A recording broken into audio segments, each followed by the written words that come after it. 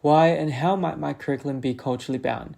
When we teach, we are teaching more than just the facts. We are introducing students into a complex culture, a mode of thinking, and the cultural code of behavior of a community. This culture has components that are often part of our hidden curriculum: epistemology, ways of producing knowledge, and ontology, ways of thinking about the world.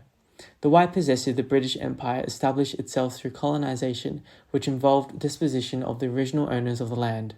British migrants saw themselves as bringing the country, civilization, democracy, and the market economy. Beyond the white Australia policy, the means of maintaining Western dominance is linked to epistemological and ontological roots, where Eurocentrism, hegemony, and colonialism reproduce legitimate knowledge in no areas in the Western world, while delegitimizing subaltern ways of knowing and living. Foucault identified this form of colonial and epidemic violence in mainstream institutions as indoctrinating students considered docile bodies into Western beliefs, values, and ways of behaving and learning. The effects of this can be seen in the New South Wales English Border Studies curriculum, which uses the cultural heritage model to privilege true literary analysis as originating from American New Criticism, which draws on and recreates the canon of white Anglo, predominantly male classic authors that have dominated highbrow literary taste. In the choice of prescribed texts allocated to advanced extension students, the more literary elite the texts are, the more often these texts appear on difficult and challenging courses. More popular texts, such as those written from people of colour, appearing easier courses such as Old English.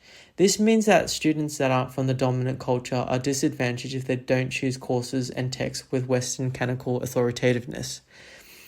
This pedagogy assumes that proper teaching is inducting students into great ways of writing, transmitting to them institutionally, culturally bound evaluations about these works, discouraging creative interpretation that would allow students to incorporate culturally specific ontologies, despite New South Wales being the most linguistically diverse and multicultural state in Australia. So what can be done? Curriculum is culturally bound to Eurocentric epistemology, so as teachers we can adopt more constructivist pedagogy that encourages multicultural student perspectives within the curriculum.